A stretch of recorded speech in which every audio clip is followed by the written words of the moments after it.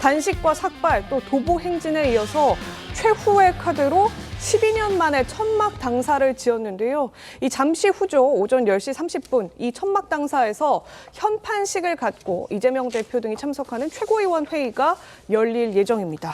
민주당이 장외 천막 당사를 운영하는 것은 2013년 전신인 새정치민주연합 김한길 대표 이후 12년 만인데요.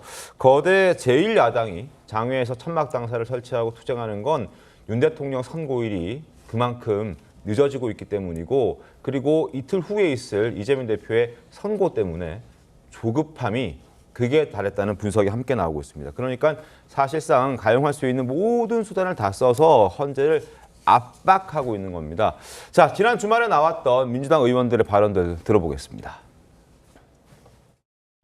문영배,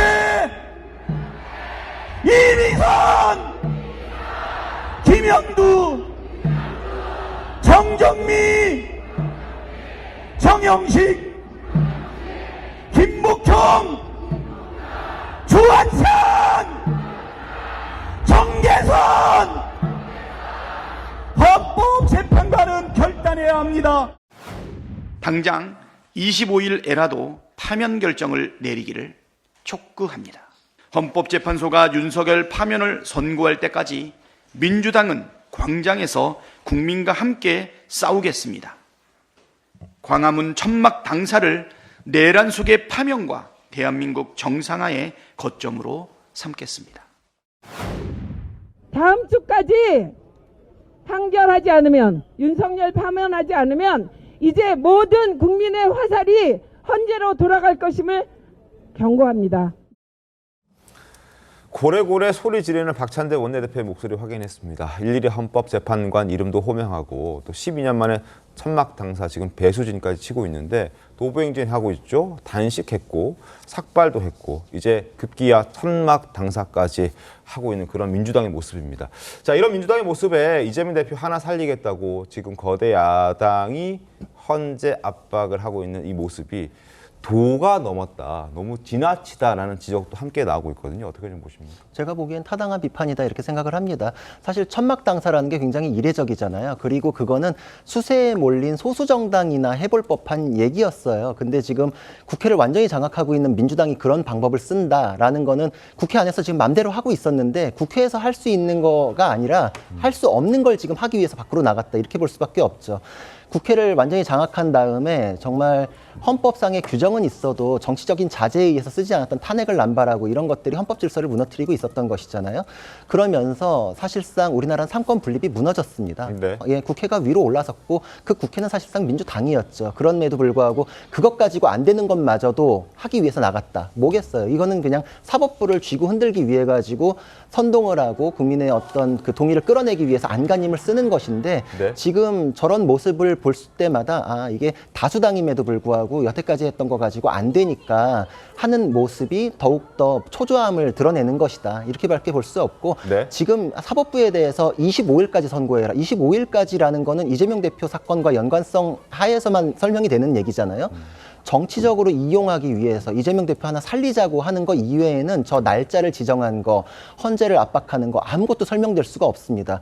다수당이 국회에서 할 수 없는 거를 거리로 나가가지고 하겠다라는 거는 헌법 질서를 무너뜨리는 것이거든요.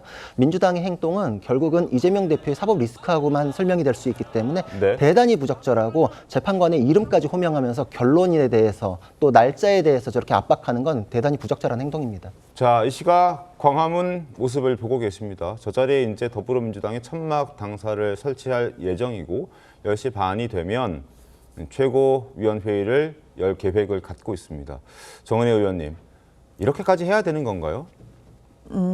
벌써 지금 윤석열 대통령의 탄핵소추안이 지금 올라간 지가 100일이 되었죠. 네. 굉장히 오랜 시간이 흘렀고, 그리고 그 헌법재판소 같은 경우는 선입선출의 원칙을 지키고 윤석열 탄핵 심판을 최우선 심리하겠다 이렇게 얘기를 했음에도 불구하고 지금 오늘 같은 경우도 한덕수 총리의 탄핵 심판 결과가 나오게 됩니다.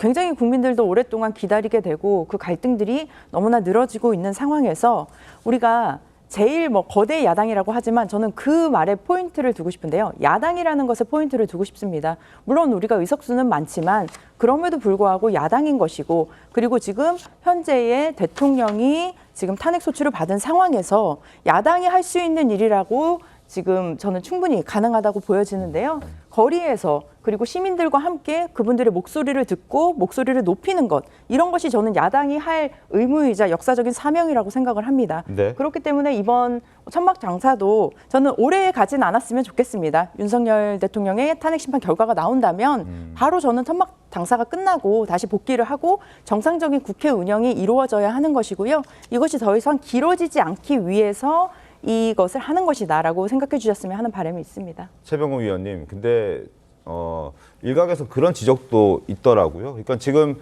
정은혜 의원께서 지적해 주셨듯이 최우선 심리하겠다고 해놓고 이렇게 시간이 끄니까 이제 문제가 발생했다. 그리고 거기에 대한 불만을 품고 지금 이제 천막 당사까지 만드는 것인데, 법조계에서는 이런 지적도 있던데요. 그러니까 더불어민주당이 지나치게 탄핵 소추를 남발했기 때문에 최우선 심리를 하고 빠르게 하고 싶어도 그동안의 사건들이 너무 많고 그걸 처리하기 위해서 시간이 많이 걸렸다. 그러니까 이것 또한 민주당이 어떻게 만들어낸 어떤 실수, 실책 이런 거 아닌가라는 지적도 법조계에서 나오던데. 어찌 보면 민주당이 계획성 없이 탄핵을 남발했다, 뭐 이런 얘기가 되는 거죠.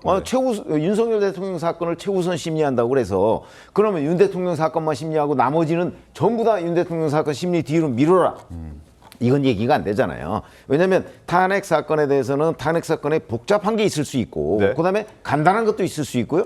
아예 뭐 탄핵 사건에 그 요건 자체가 안 되는 것도 있을 수 있거든요. 네. 하루면 끝날 것도 있고 100일이 지나야 끝날 것도 있습니다. 네. 자, 그러면 100일이 지나야 끝날 거를 이거를 최우선적으로 한다고 해서 하루 이틀이면 끝나버릴 거를 계속 붙잡고 있고, 그것 때문에 국정이 마비되는 현상을 헌법재판소가 그냥 방치하고 있어야 된다, 이런 얘기는 아니잖아요. 아마 네. 그 부분에 국민들이 동의하지 않을 겁니다. 그렇기 때문에 빨리 끝난 거는 빨리 선고하고, 그리고 좀 길게 뭐 평의를 이어가야 될 부분이 있으면 그 부분은 뒤로 늦춰질 수밖에 없는 거죠. 다만 대원칙은 윤석열 대통령 사건을 빨리 한다는 건 대원칙은 맞잖아요. 저는 그거 지금까지 과속이라고 얘기할 정도로 문영배 헌법재판소장 직무대행이 해왔다고 보거든요. 그런데 그게 지금 뭔가 무슨 일인지는 모르지만 헌재 내부에서 이견이 있는 것으로 보여요. 네. 그래서 결론을 못 내리고 있는 거잖아요. 그런데 다른 것들은 다 결론이 나왔어요.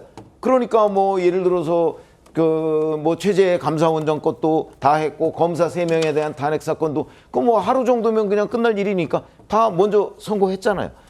그에 따라서 한덕수 총리 것도 지금 먼저 선고하는 거예요. 그런 점에서 본다면 저는 뭐 원칙을 그렇게 크게 지금 흐트러뜨리고 있는 건 아니라고 보고요. 네. 다만 윤 대통령 거는 지금 그 안에서 여러 이견이 있으니까 그걸 정리하는 과정, 내지는 뭐 무슨 다른 사정이 있는 것 아닌가, 우리가 이렇게 짐작할 수 있는데, 자, 민주당 입장을 보면 그런 거 저런 거 다 따지지 말고 그냥 지금 하자, 뭐 이런 얘기 아니겠어요? 그게 가능한 얘기인가요? 저는 국민 공감을 받지 못할 거라고 봅니다.